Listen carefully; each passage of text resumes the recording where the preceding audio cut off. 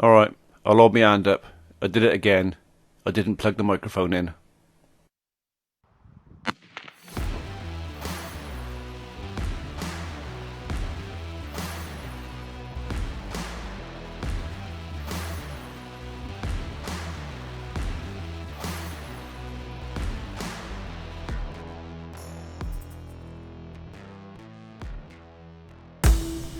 So, apologies folks, this is going to have to be a narrated video because you can't hear a word I'm saying. The issue is, the skid steer won't start, and I'm trying to work out if it's a fuel, that's the fuel filter, pre-filter down there, or electrical fault. So I've just drained a bit of fluid at the bottom of the filter, and we did get a bit of water out of it, not much, just a bit of water. I let it run until the fuel ran clear, which didn't actually take very long. So now we're going to have to jump back in the cab and see if the thing will start, but I'm not feeling very hopeful. I don't think it's going to go. Okay, here goes nothing. Let's try it. It's turning, it's turning, it's turning. Is it going to start? Is it going to start? And no. So it's not a fueling issue, therefore got to be electrical. So quick double check of my connections on the seatbelt harness that I did a bit of wiring on a while ago, and that's all okay. Right, I just checked this connector block down here. That's all pinched together okay. So that should be working right as well. What's next? Just give it a quick go, just in case. You never know.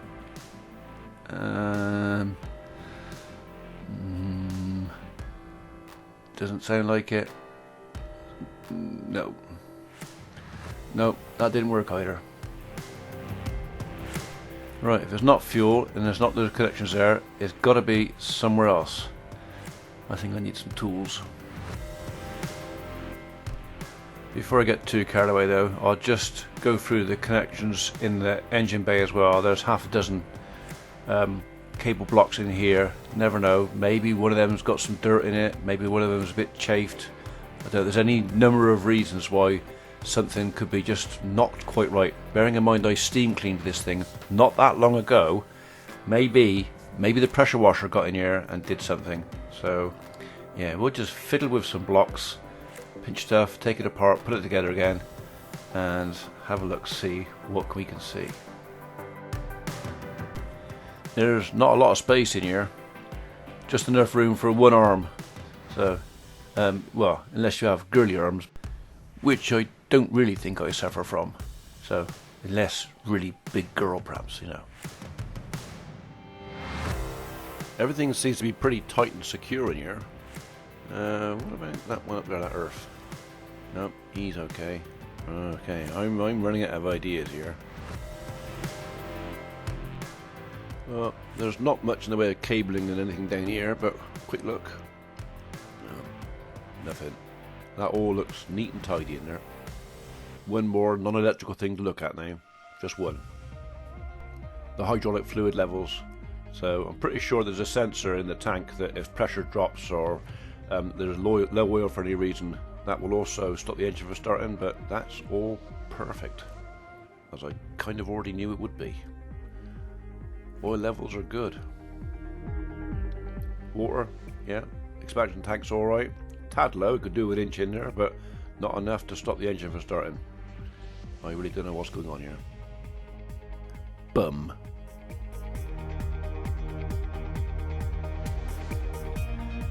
So next stop is the fuse box.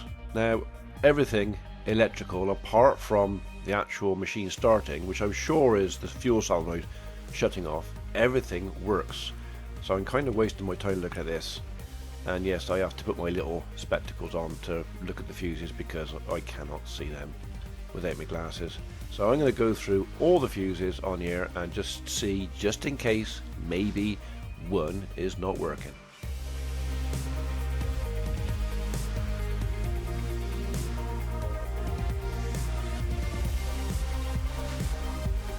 So this side of the fuse box is a bit more engine orientated, so the starters on here, and some of the larger fuses are in this side, so if anything's going to be gone, it's probably going to be one of these, but well, I already know the answer.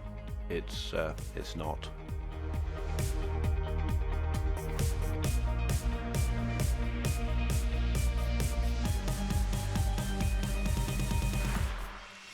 Well, as expected, they were all good. Nothing wrong with any of those at all. So next step is to take that panel off of there. So there's two little nuts holding that on there, two little captive or cap nuts. I need some spanners. Let's go and get some spanners.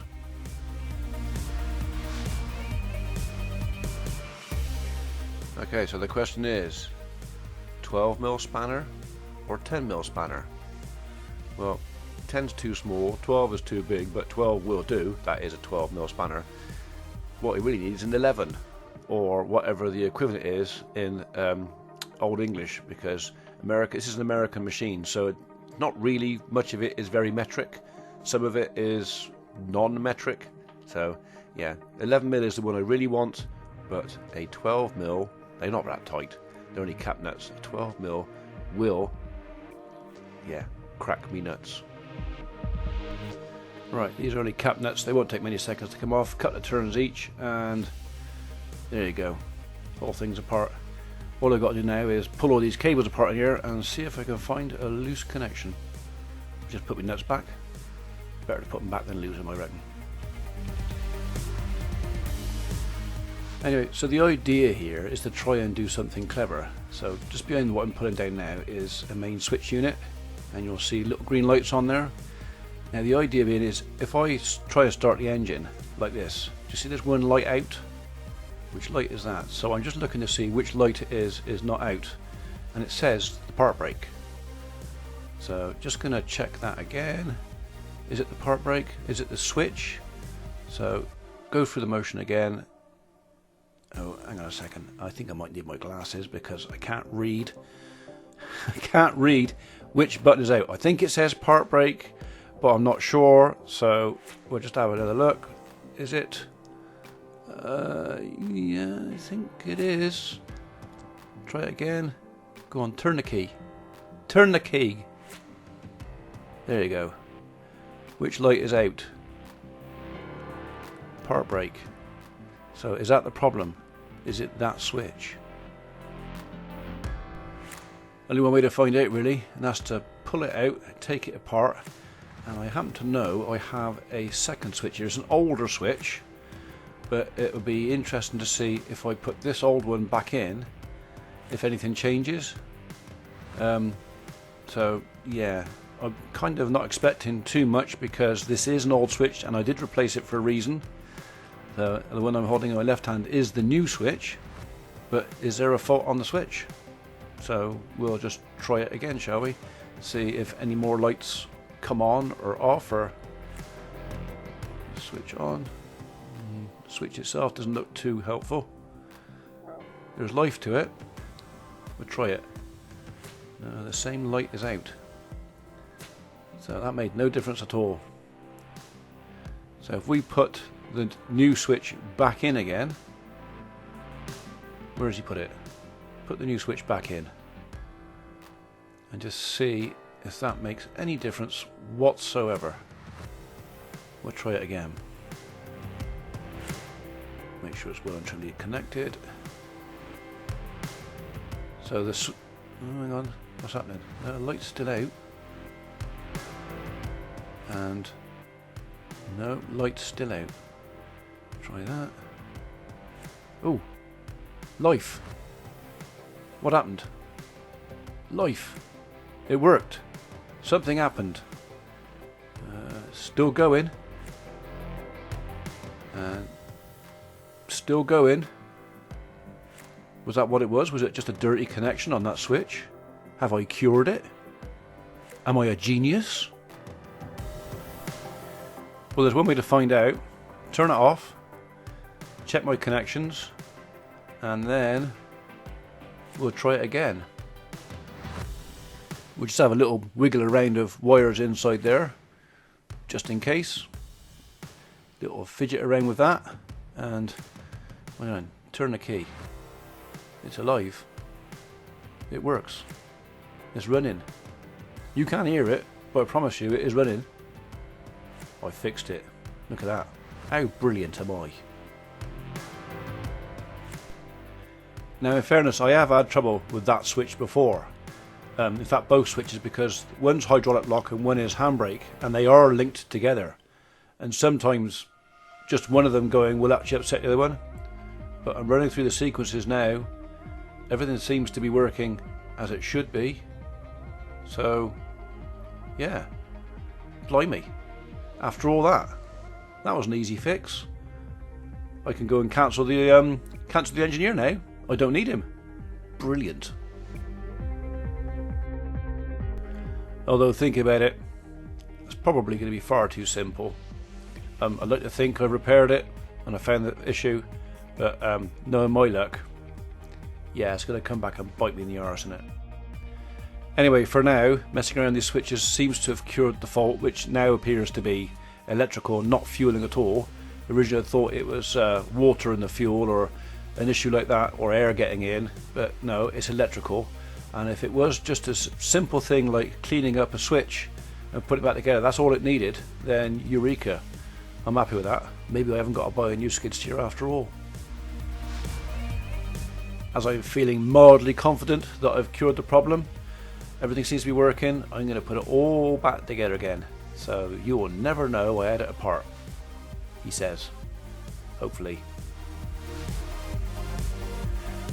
So one of the reasons I chose the Mustang skid steer over some of the more complicated versions like Bobcat at the time were quite complicated in computers and electronics is at least I do have a chance of fixing things like this. So anything much more advanced than the electronics in this machine, I pretty much would have no hope at all. There's no computers to plug into this. It's just basically find the fault, follow it back, see if you can find the cause, and if you're lucky, fix it. Right, where do they put that spanner? I had it in my hand just now. Can anybody see a 12mm spanner? It's here somewhere. What have I done with that? Where's it gone? Can't go very far. Oh, grief. Disappeared. Oh, hang on a minute. It's made a bid for escape. It's leapt out of the cab on the floor that I found him, and he is recovered. Right, almost there. I can just torque up my nuts, make sure they're nice and secure, and I think pretty much the job is done. Happy days. Look at that. It's alive. I am brilliant.